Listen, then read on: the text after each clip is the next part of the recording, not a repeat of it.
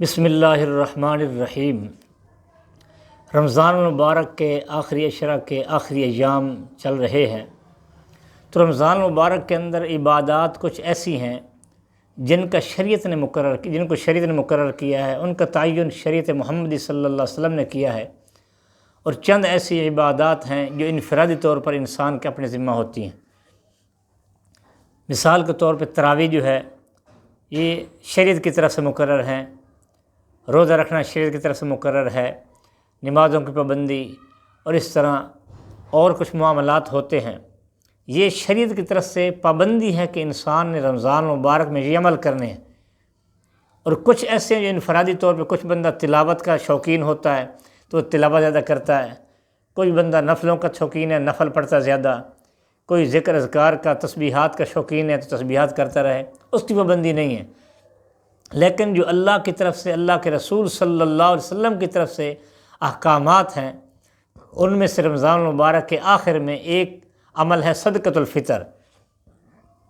صدقۃ الفطر کا عمل جو ہے یہ بھی رمضان المبارک کا شریعت کی طرف سے مقرر کردہ ایک عمل ہے،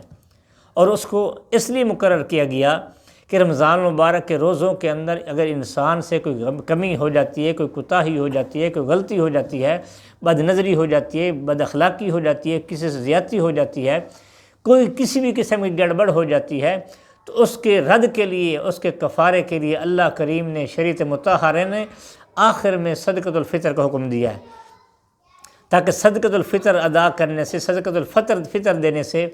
وہ پچھلی جو خطائیں ہوں گی، جو روزے کے رکھنے میں کمی کوتاہی ہوگی، تراویح پڑھنے میں کمی کوتاہی ہوگی، وہ اللہ تعالیٰ اس کے ذریعے سے زائل کر دیتے ہیں۔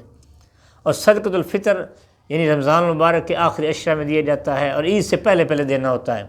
اور اگر کوئی بندہ عید کے بعد بھی دے دے تو ادا ہو جاتا ہے، لیکن بہتر یہ ہے کہ عیدگاہ جانے سے پہلے صدقۃ الفطر ادا کر دیا جائے۔ ویسے تو پورے رمضان المبارک میں دیا جا سکتا ہے، لیکن آخر میں دینا، آخری دنوں میں دینا یہ زیادہ بہتر ہے، عید کے قریب دینا۔ اور صدقۃ الفطر کی دوسری اس کی وجہ یہ ہے دینے کی، کیونکہ رمضان المبارک کے فوراً بعد عید کی خوشیاں ہیں، عید کا دن ہے۔ اللہ کریم اپنے غریب لوگوں کو، اپنی مخلوق، اس مخلوق کو جس کو مال رزق وسیع عطا نہیں فرمایا، ان کو بھی اس خوشیوں میں شامل کرنے کے لیے مالدار لوگوں پہ، صاحب حیثیت لوگوں پہ یہ چیز فرض کر دی، واجب کر دی کہ ضرور صدقۃ الفطر دیں، تاکہ وہ لوگ بھی اس خوشی میں شامل ہو سکیں، کیونکہ عید کا دن ہے، بڑی خوشی کا دن ہے۔ مالدار لوگوں کے اندر ان کے گھروں میں، بڑے لوگوں کے گھروں میں اچھے کھانے ہوں، ان کے بچے اچھے لباس پہنے، اور غریب کے بچہ جو ہے نا اس طرح نہ کرے، وہ حسد بھری نگاہ سے نہ دیکھے۔ اس لیے اللہ کریم نے پوری انسانیت میں یہ چیز یعنی رائج کر دی، حکم دے دیا، تاکہ اس عید کی خوشی والے دن سارے کے سارے لوگ برابر رہیں،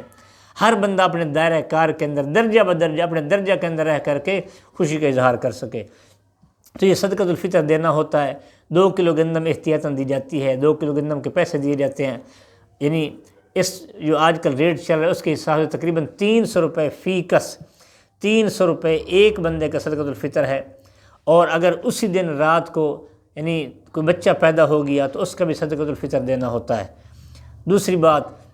ایک بندہ دبئی رہتا ہے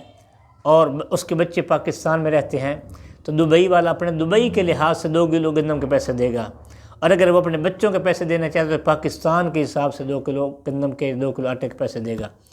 یعنی یہ نہیں ہوگا کہ ایک بندہ انگلینڈ میں رہتا ہے، امریکہ میں رہتا ہے، اور وہ پاکستان کے 300 کے حساب سے پیسے دے گا، بلکہ وہاں جتنے 2 کلو کے پیسے ہیں اس حساب سے پیسے دے گا، چاہے پاکستان میں بھیج کر کے ادا کروا دے، چاہے وہاں کسی مفلس یا غریب بندے کو دے دے۔ اس لیے صدقۃ الفطر میں زیادہ بہتر یہ ہے کہ اپنے غریب رشتہ داروں کو،